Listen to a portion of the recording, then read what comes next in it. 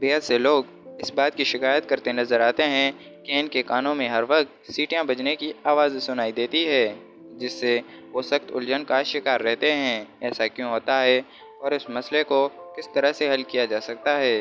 कानों में मुसलसल सीटियां बजने की आवाज़ सुनना टेंस कहलाता है और इस कैफियत में मुब्तला लोग काफ़ी ज़्यादा ज़हनी अजियत का शिकार रहते हैं।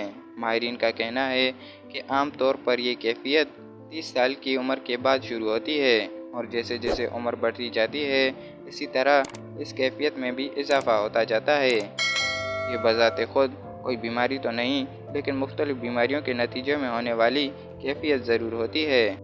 माहिरीन ने टेंस की वजूहात बयान करते हुए कहा है कि कान का ट्यूमर बेहद ज़्यादा शोर में रहने का आदी हो जाता है और जब खामोशी हो जाती है तो इसमें सीटियां बजना शुरू हो जाती है, या फिर कान में जमा हुआ मेल पर्दे से टकराता है जिसकी वजह से पर्दा मुतासिर हो जाता है और फिर कानों में सीटियां बजने की आवाज़ें सुनाई देने लगती है।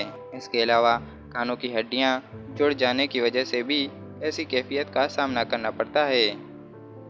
अगर कोई शख्स माहिरीन की तजावीज़ करदा टेस्ट के बाद इलाज करना शुरू कर दे तो इस कैफियत से निजात हासिल कर सकता है, जिसमें अगर किसी शख्स को इस कैफियत का सामना करना पड़ रहा होता है तो उसे काउंसलिंग करवाई जाती है, जिसमें से पंखे की आवाज़ और आसपास की आवाज़ सुनाई जाती है ताकि उसके कानों के अंदर की आवाज़ें धीरे धीरे ख़त्म होना शुरू हो जाएं। इसके अलावा एक और तरीका है जिसकी मदद से आसानी के साथ इस कैफियत को ख़त्म कर दिया जाता है।